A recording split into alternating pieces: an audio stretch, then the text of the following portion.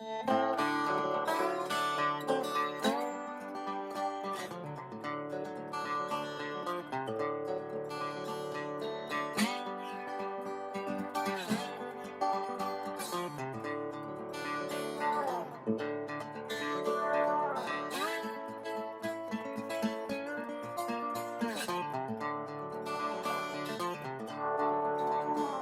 the rain don't fall, that's when you know you're gonna go dry. When the rain don't fall, that's when you know you're gonna go dry. And it won't do no good to be crying out loud, babe, or cursing the sky. Hi, welcome to Thinking Green. We're taping ahead of time, so you can't call in, but we hope you enjoy the show.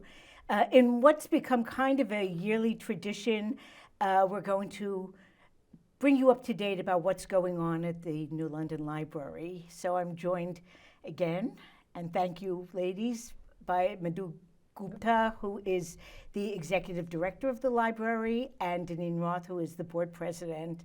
And there's a lot of new and old returning things going on at the library that everyone should know about. So welcome, both of you. Thank you, Rana. Thank you for having us, Rana. It's always a pleasure. Yeah, it's a lot of fun.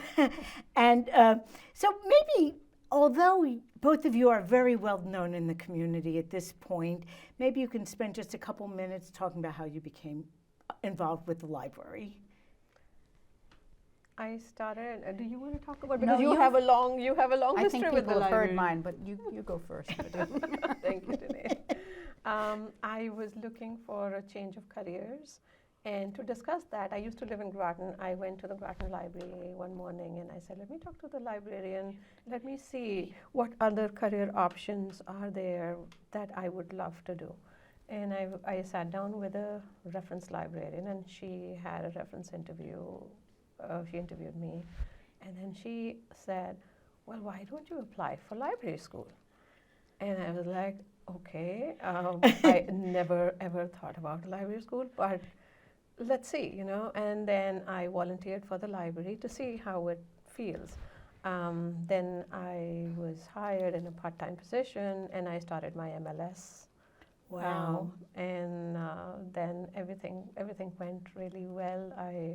I had really good people and support from my coworkers, everybody at the library, and it was a really good experience. I did my practicum at the Shane Library, and I started loving the academic library also. So I was splitting my time part-time at a public library and an academic library, and then New London Library opened up a position, and I applied for it. I absolutely love the community, the diverse community we serve, and the wide range of programs that we did to serve our community. The needs are very different in New London, and I was absolutely immersed into this community, and I started working with the then director, Suzanne Marieski, and absolutely loved this position. And when Suzanne retired, I applied for the position, and here I am. And I kind of remember when you were in your former position, bringing so many programs Yes, in for our community on like such a range of interest levels and different issues, things related to nonprofits and community. So I'm pleased that you're still with us. Thank you. Daneen, you have a long history that I think sounds like it was a little less intentionally planned than Madhu's. Well, first I'd like to say that how appropriate is it that Madhu got her job as a librarian through a library? I know, that's perfect, isn't it? What happened with me was, it was way back in maybe it was the early 1990s, I can't even remember now, that a friend of mine that I taught with was on the library board and said to me one day, "Hey, would you like to join the library board? You don't have to do much. We just have famous last we just words. have monthly meetings." So I thought, oh, that sounds like a good thing to do. My children were by that time they were grown and they were in college, and I thought, oh, that's something nice to do, and eventually I'll retire and I'll have more time. So I joined the library board. Well, it was like all of a sudden deer in the headlights. It was a very active board, and it was a very involved board, and there were some wonderful individuals on it, people that are well-known names from past New London history. So I was honored to be a part of the board and just to listen to what their concerns were and so on. And gradually, most of them retired or went to Florida or someplace else, and I was the most senior member of the board all of a sudden. So I became president because the president at the time resigned to resume his career, and as vice president, even as vice president, I took over as vice president when our, at the time, current vice president had died, and I figured, okay, I can fill out this term. Vice president doesn't have to do much. And, you know, it sounds like I was eluding responsibility, but I had a full-time job, and it was difficult to do. But then the president resigned, and there I was. So I had never really been elected president of the board, but by default. They didn't even make it official like the next year? Yes, and eventually it did become, but still, you know how that goes in a lot of volunteer organizations. If you're the seat holder, you're the seat holder. Yes. And everyone is very grateful to you for holding that seat. There is no power struggle within these boards. But that was how I came to do it. And of course, it was natural for me being a teacher of English and languages and those kinds of things. The library was the next outpost or outlet for your kind of ideas of how to help people in all ranges of life, all stages, and from birth on up to old age. So it was perfect.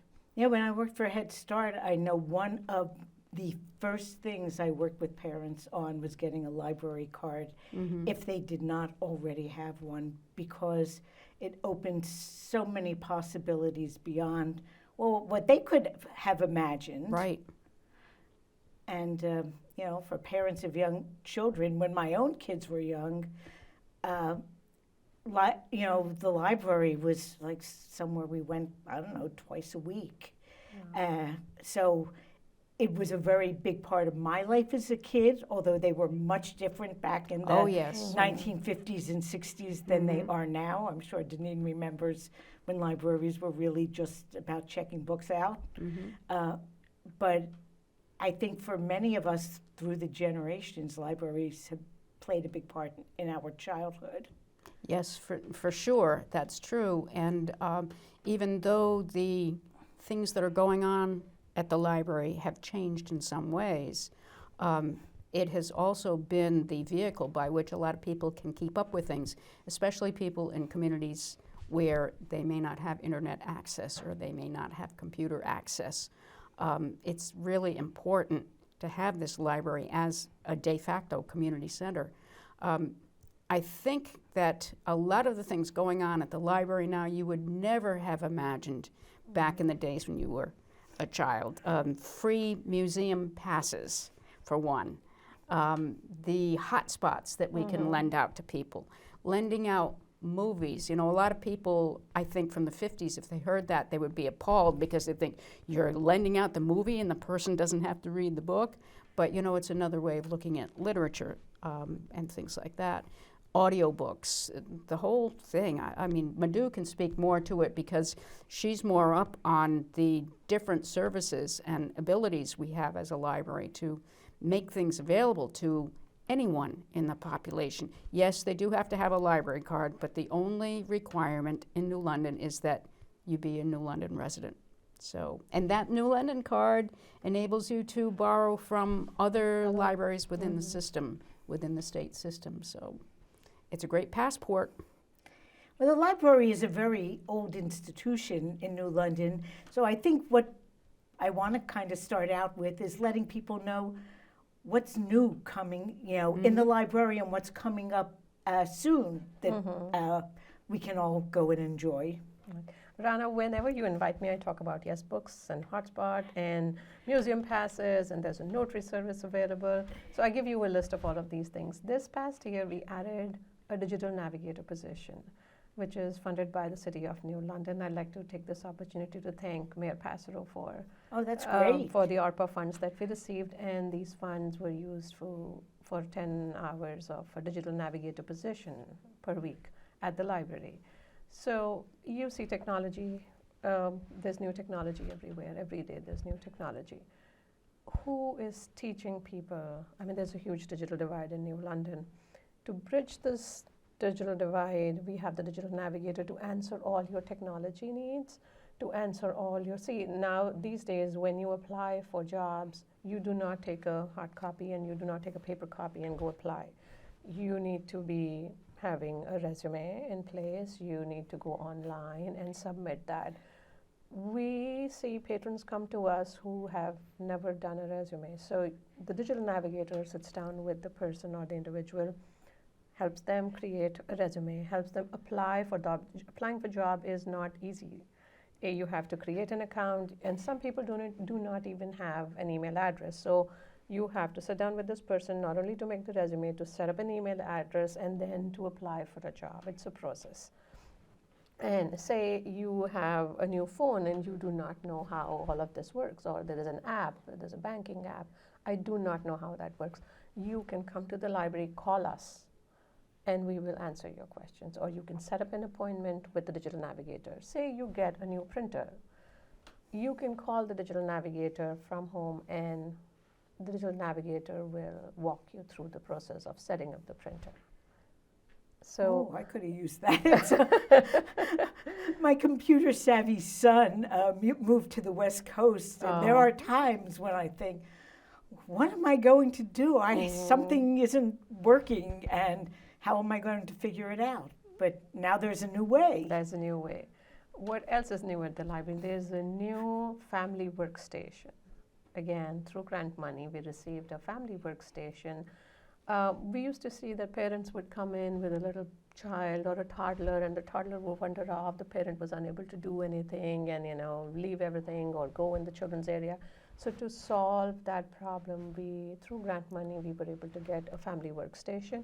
Here you have a parent on a computer, and on the right side of the family workstation, there is a small play area with interactive panels, educational panels, and the child is right next to you and engaged in an educational small area next to you, and is in a safe place. And you can do your homework, apply for job, or check your email. So you can do all of that. It's what we used to call a playpen back in the Yeah. dark ages. Yeah, that is a great idea, because even thinking about like parks, and there are children of a certain age who have to stay within the parents' eyesight, vision, field of vision, even if they're not really doing things directly together. And it is a quandary in many places. So yeah, I'm very glad to see that. And it is very popular. And on the first day we had it installed, there was no computer on it. We were still waiting for the Lion Library to set up the computer, and this mother comes in, and she was like, she was like, oh my God. And she took a chair, just sat down there, and the child played in it. And it's a popular feature in our library now. Wow, that is really great. But I looked on the website.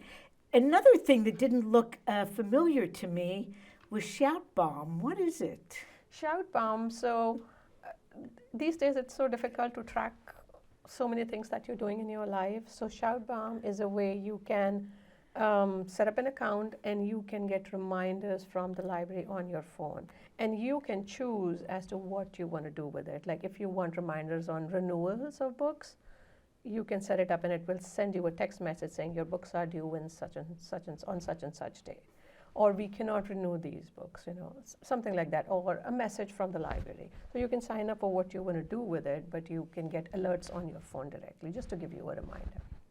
You get reminders about everything these days. So just a reminder, but as everybody should know that we are a fine-free library, so we'll be not sending you notices about your book is overdue and 10 cents per book. We're not doing that. all you need to do is check out the books. With children, you see parent checking these many books. It's not one or two or three. Parents have a pile of books. And yes, things happen, and you can be late, and it's fine. I mean, we would encourage people to read, children to read. So take out those books, read them, bring them back when you are able to. And we've seen this as a very successful move through the library, because in the past, it was like parents would check only so many out, because yes, if I can come back to the library to return them on time, I will be paying a fine on it. But now you are free to check out as many books, bring them back when you are done. Now, when did the library go fine-free? During COVID. Now, because I was so happy to see that. Once again, working for Head Start, I had more than one parent, when I said, oh, let's get a library card, say, oh, no, I can't. I owe them, I don't know, $20 from when I was in high school. And this is a parent who was like 25 years old and had like a 10-year-old fine, or thought she did. I'm not sure. And it was removing in her mind the opportunity to get the museum passes and get books out and read to your child and all the other resources in the library. So, and I'm guessing fine collections were never a major revenue stream. No, they were never a major revenue stream. No, the one thing that the fines did do was it did encourage people to return items on time or not. It still encouraged them to return them. But when you get right down to it, we're more concerned about people using the library and coming in and making use of our services, and kind of trusting that that's a kind of social contract.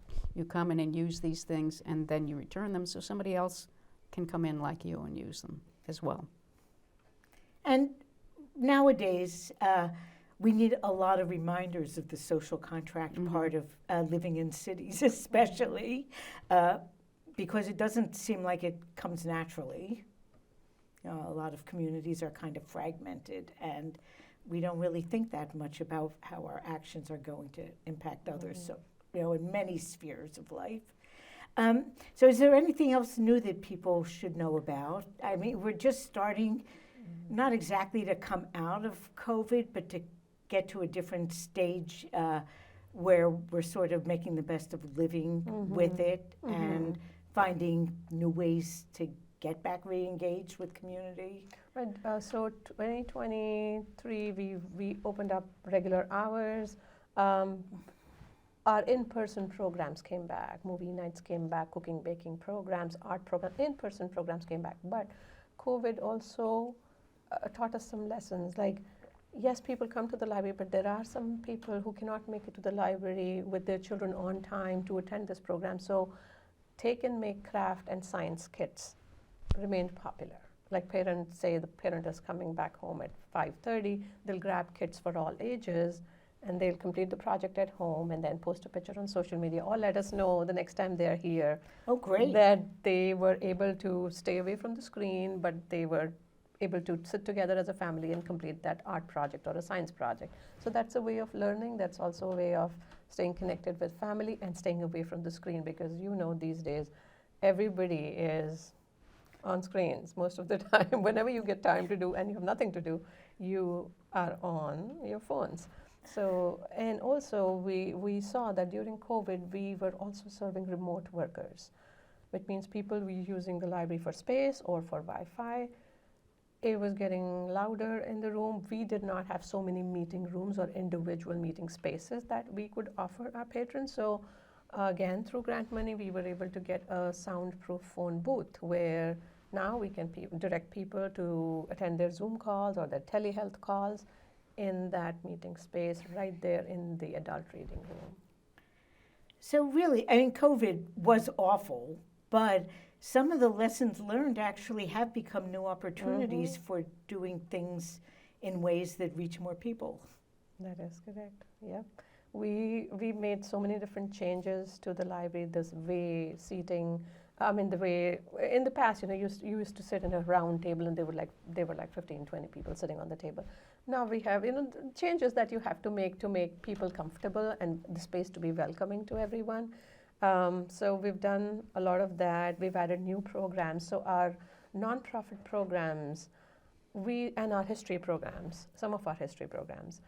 When we did history programs in winters, like people had to come from various towns, and sometimes people cannot make it due to something else came up, or sometimes it's so cold you do not want to leave your house and be out and going to New London to attend a history program.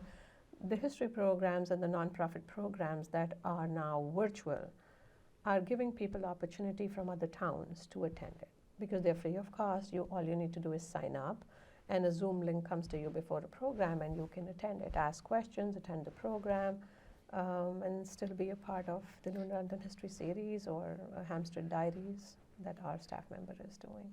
Yeah, that also is more inclusive of people who still have like physical health impairments Exactly. that can't really go out in public very much, regardless of weather.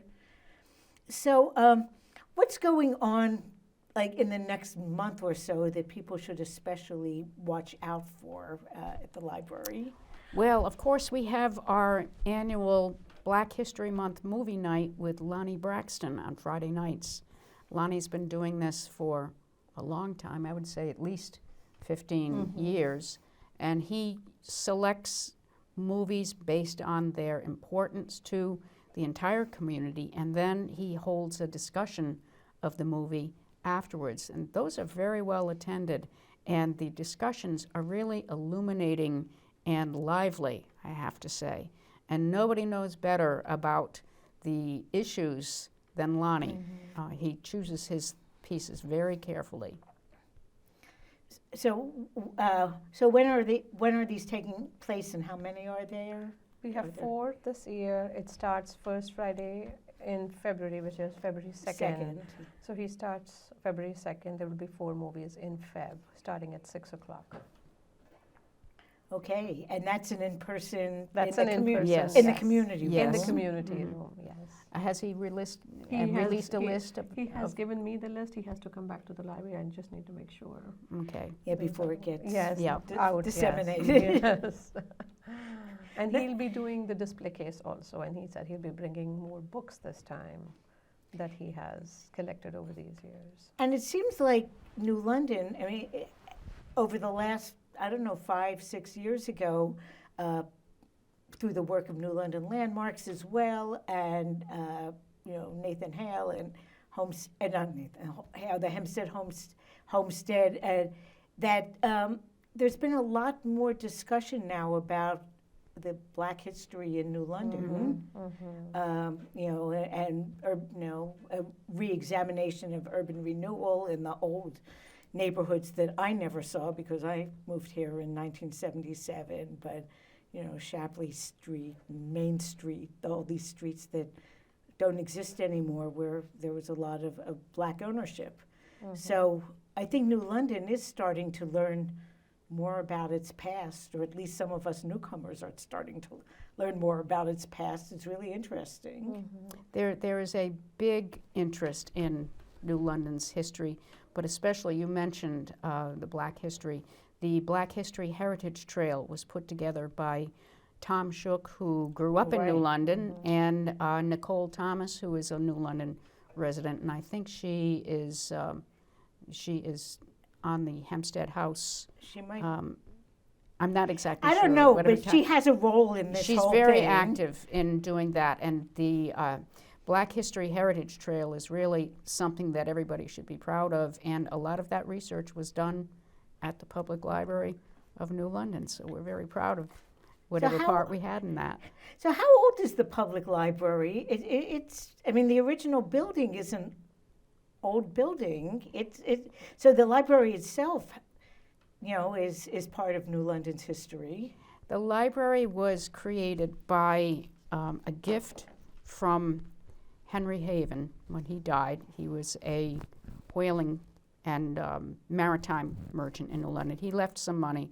The library itself wasn't built until 1881, and it was really, they didn't spare any expense on it. You can tell when you walk in and see the older part of the building how magnificent it was, and what a great amount of money that must have been at the time to give New London.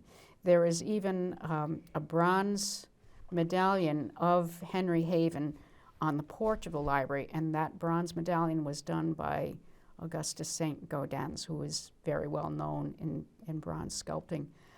So it was quite a gift to the city, and the legacy that he left, his daughter used to buy the books, the initial collection of books for the library. So we are about 140 some odd years old. Anyway, before that, I think that there were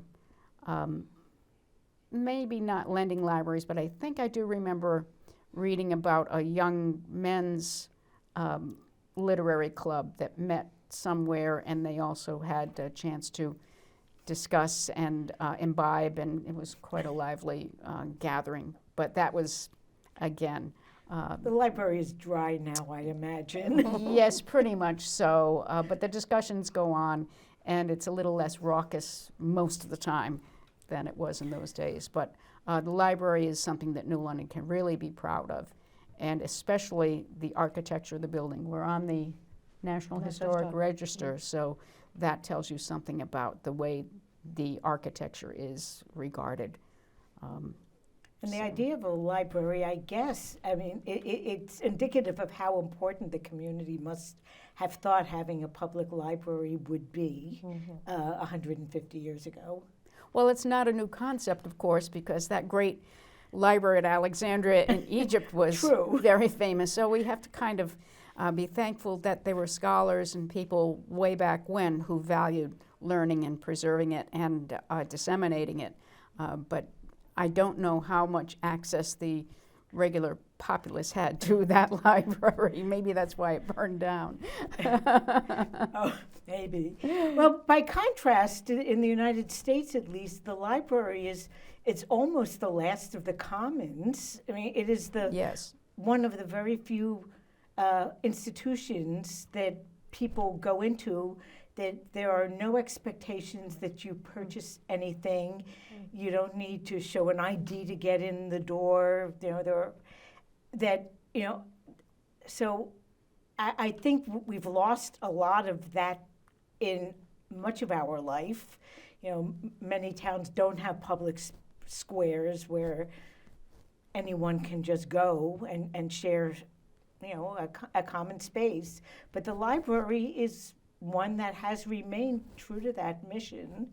I hope libraries don't get privatized to the point that, they become like shopping malls, like only quasi-public spaces. But so far, libraries are holding on. And I think it's partly because librarians are, such a dedicated breed. Well, it's not as easy being a librarian these days either. Who would have expected that libraries and the books that are on their shelves would create such public discussion, I think we could call it, but also a lot of dissension and even threats and violence against books and librarians who are just doing their jobs. It's difficult, and it's amazing to see it happen because you never thought it would.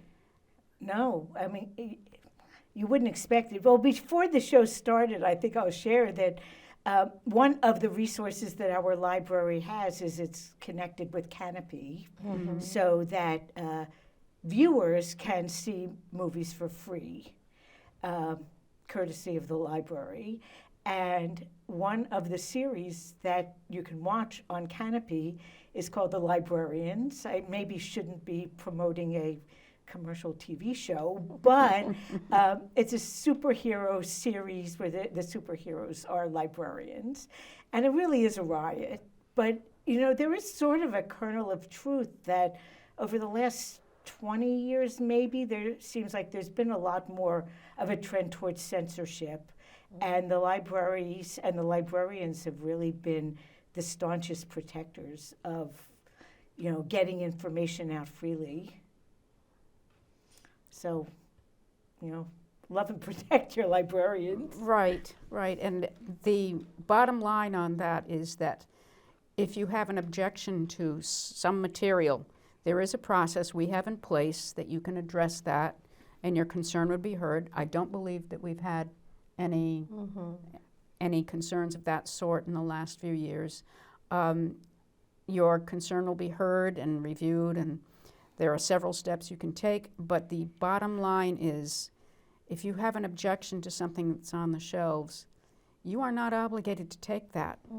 Do not remove the chance or the opportunity of someone else to access that material just because you have an objection to it.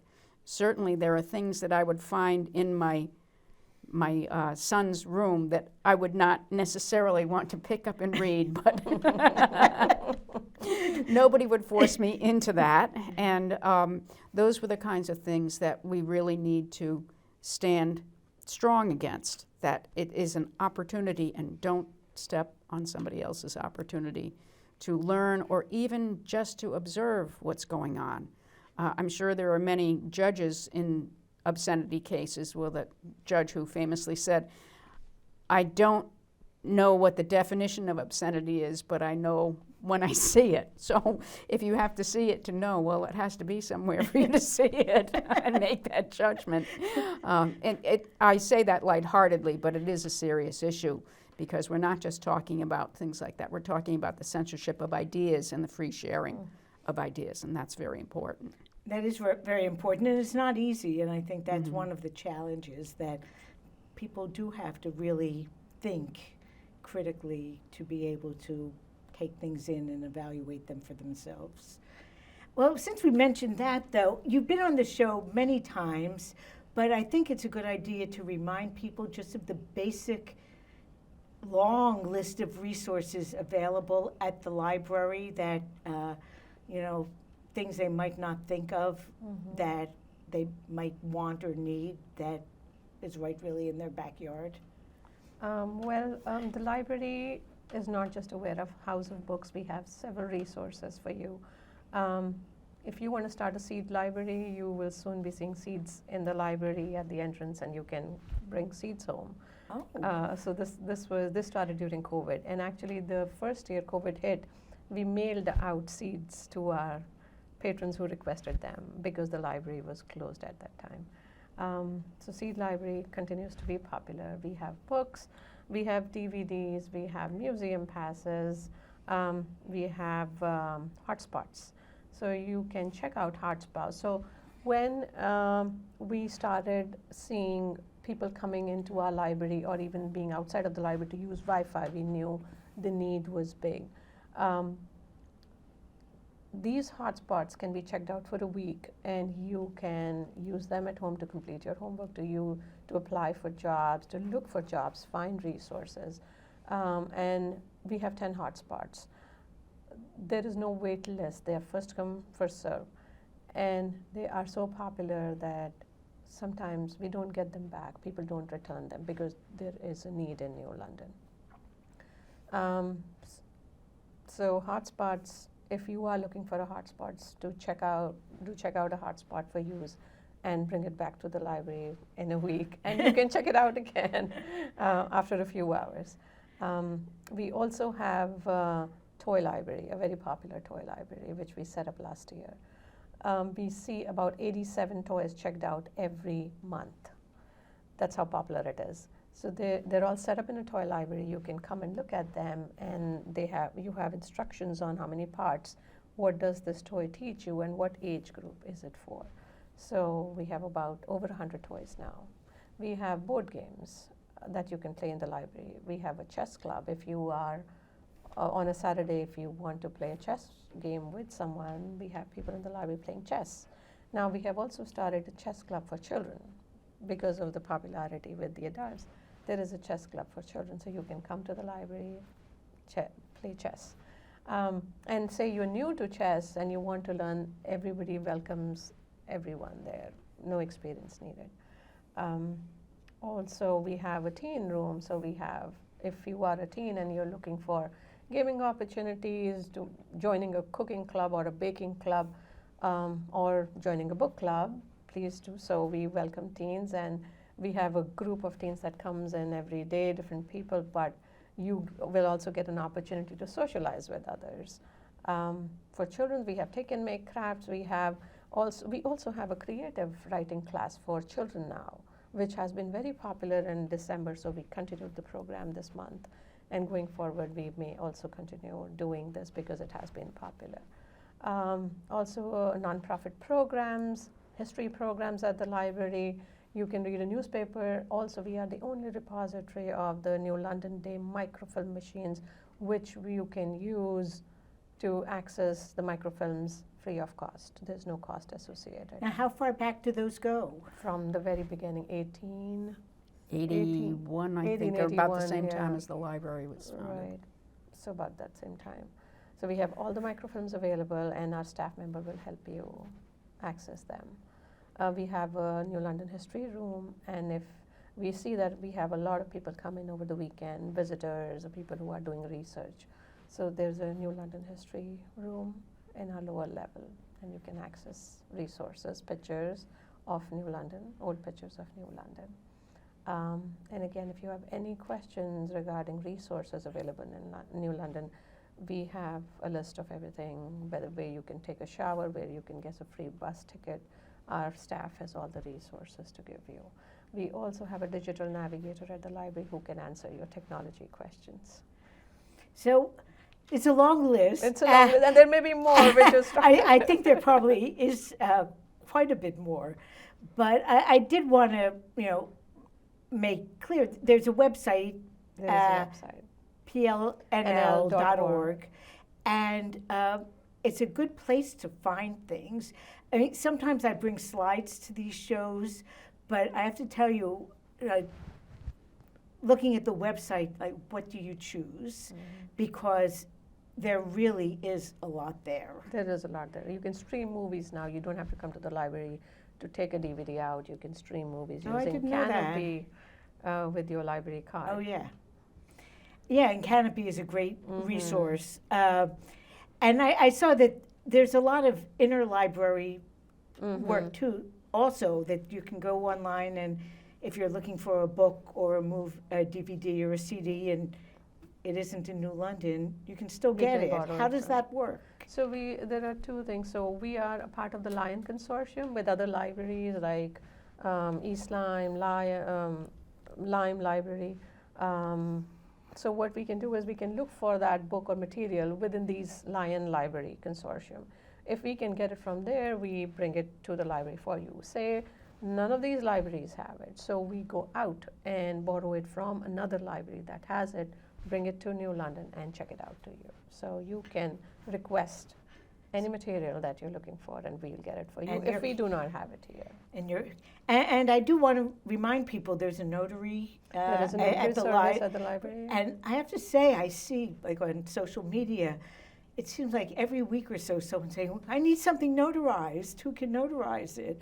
It's like, it's at the library. You can print material. There is a 15-minute computer. You can print out quick documents over there. You can scan documents. There's a scanner available. So with scanning, there is no cost at all. Printing is 10 cents a copy, 15 cents a black and white page. But with scanner, you can scan your items to your email and send it without paying anything. Wow. And the other, you mentioned all the community rooms downstairs. They can be reserved by community groups as well. And after COVID, the need and the demand has been really high. So we have so many programs. Last year, we had 771 library-sponsored programs and 232 non-library-sponsored programs in our meeting rooms. So you can see it. I'm actually not at all surprised, because I'm in a group that was looking for, like, a Saturday, 2 hours on a Saturday to do an activity with families. And it's like, wait, this library schedule is just packed. These things have to be planned more in advance now, because it seems like there's always something going on. It has been very, very busy. So I guess I want to make sure we get in, how are different ways, other than using the library's resources, different ways people could get involved or be supportive of the library. And I'm going to look at you, Daneen, first. You know it's the money question. Of course, we encourage donations, memorial donations, or leave a legacy donations. Write us into a will or leave us something valuable that way. And I'm not being mercenary about it. I have to say that the reason we have the library is that somebody left a legacy. We don't have a very large endowment as libraries in the area go. Ours is quite small. We have generous support from the City Council and the Mayor, which is wonderful, but that's highly dependent upon city finances, which can fluctuate. So we like to have a nice cushion to fall back on ourselves. We are in historic landmark building, which has a lot of maintenance and repair issues, most of them very costly. We recently had to have some roof repairs done, and it's not easy to find companies that know how to repair slate roofs. Oh, even the train station replaced theirs. It's costly, but we were very fortunate that the city has helped us with community development grant funds and matching funds from the state and so on. So we do what we can. But other ways to get involved would be to come by and browse our ongoing book sale. We have books on shelves that you can get for a very small amount of money if you like to have physical books. During the holidays, some of those books were grouped, 3 or 4 maybe books on a similar topic, and nicely tied up with a bow so that you could do your shopping, your holiday shopping. Is that Krista's work? Yeah. Excuse me. Bless you. There are also opportunities to come in and dedicate a book. We had the Adopt a Book program where you would pick a title that was available, you could look it over, and you could dedicate it to, let's say, your grandson or your mother or your children who are getting married.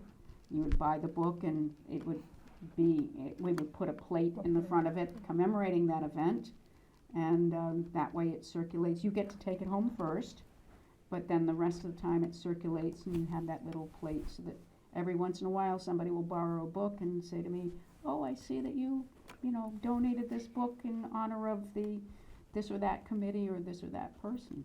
So it's one way to do it. I know that before the holidays, you have a list of books that you're asking people to donate. Right.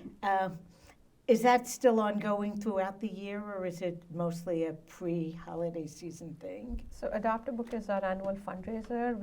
It started in October this year, and the last day will be January 31st.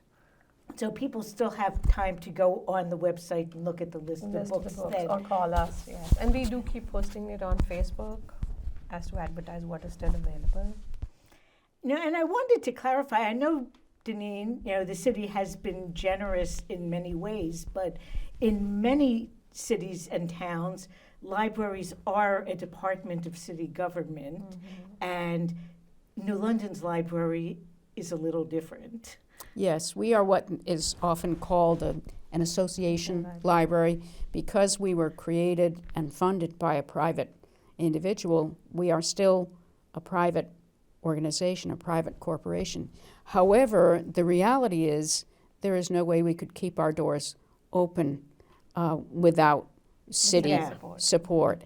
For the city, it's a very good deal because they don't have to worry about the maintenance costs and things like that, even though they do give us money for it. That's all managed by Madhu, who is not officially a city employee or a city department head, but it saves the city money and aggravation, I would say, to not have those responsibilities, but to be able to give us the funding to take care of it ourselves. And they know that we are very good stewards of what they give us. Madhu regularly attends city council meetings to keep them up to date about what's going on, to keep us foremost in their minds, and to remind them that we are the de facto community center until the new one gets built, and that there are a lot of paybacks that are not monetary that you get from maintaining your library at the level that we are able to do. When you look at surrounding communities, of course it's not a competition, but when you look at surrounding communities and their ability to pay versus our ability to pay and provide services, we really are doing an excellent job, and it's because of the City Council and the Mayor's support for us. We get, 85% of our funding Yeah, 83 from the this year, city, yeah. and the rest is grants, which we are very fortunate to be able to get. But if we only had that 15%, there's no way we'd be able to be open. Right. So it is a good deal for everyone, but it sounds as though the library lacks some sense of security that it might if it were actually part of the city. So I guess I'm trying to entreat people who are watching to be supportive because it's really needed. This isn't like paying your, property tax and the city will just, take responsibility for it. The library is its own entity in spite of the high level of city support. Yes, that's true. The thrust a few years ago, I guess maybe it's as long as 10 years or more, maybe it was 10 years ago, we began to press the City Council for a little more money because for many years the city had to have zero increased budgets and we had to reduce hours and we had to close on certain days and so on. It reduced our offerings to the public, which was not something we wanted to do. We wanted to be able to be open on a regular basis so people could count on us because they do count on us. And that was when we pressed the City Council to fund us at a little higher level.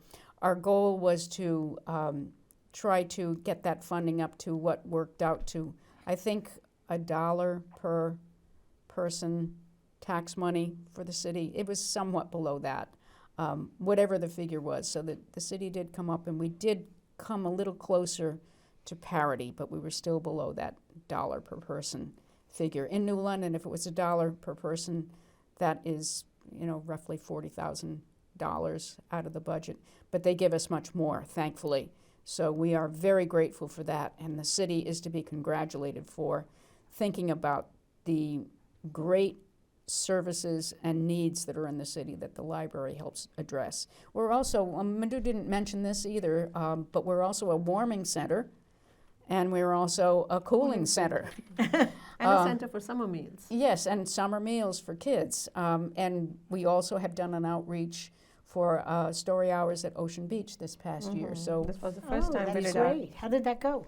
It went really well. So this year I plan to have a date for kickoff and maybe we'll do something different this year. It does sound fun. Now that we have a good relationship with them, we will plan to do something different. And Daneen, also before the show, you were mentioning that you have vacancies on your board. well, we are kind of looking for another individual to sit on our board and to be an active member of the board. We only meet every other month now, which seems to be working well because we have such a good executive director and because email and texting works well for us to be able to answer questions and vote on things electronically so that we don't have to physically meet. But we would like to have another individual to fill out our board.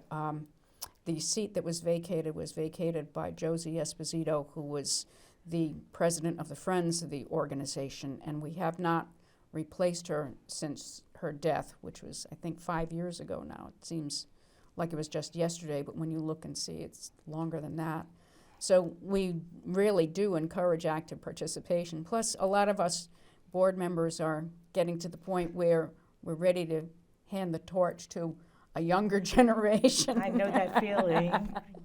But I know it's very difficult for people because everyone is so busy, and especially if you have children, you're busy with their activities and so on. And if you have a job or several jobs, which many people have, it's very difficult to find not just the time, but the energy to devote to an organization like the library.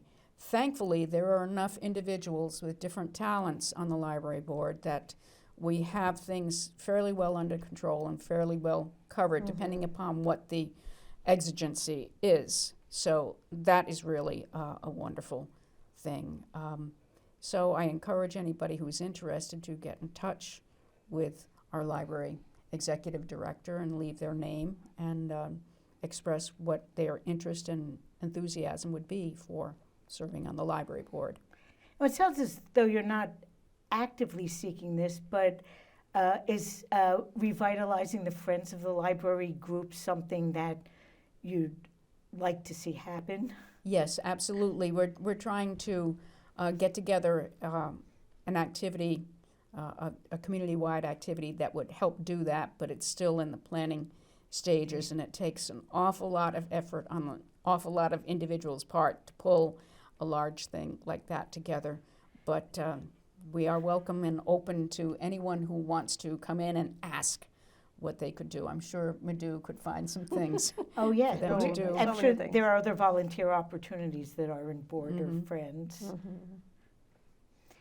Well, I once again want to recommend very highly that people go to the website. It's a little much because there is so much there, but it does give a very good list of all of the different resources available at the library and how to access them. So, good luck with the February series with Lonnie's. Thank you. Sounds great, and if people follow the Facebook page or go to the library, the list of movies will be publicized fairly soon. And everyone use the library, take out books, hang out there, donate, do whatever you can, because really the library it's still a vital institution, but it needs help in today's world too. So thank you for joining us again. Next week, my guest will be Gregory Stroud.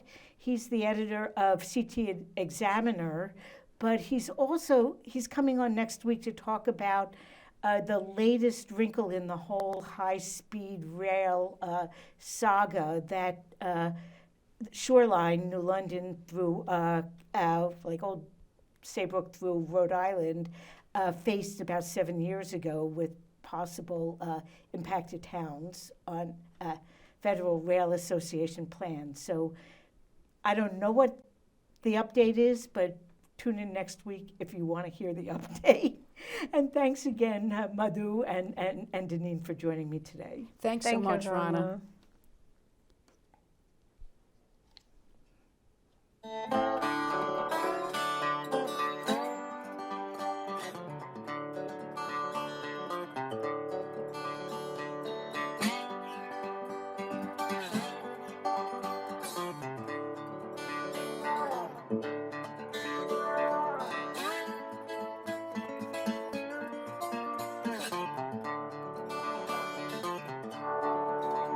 When the rain don't fall, that's when you know you're gonna go dry.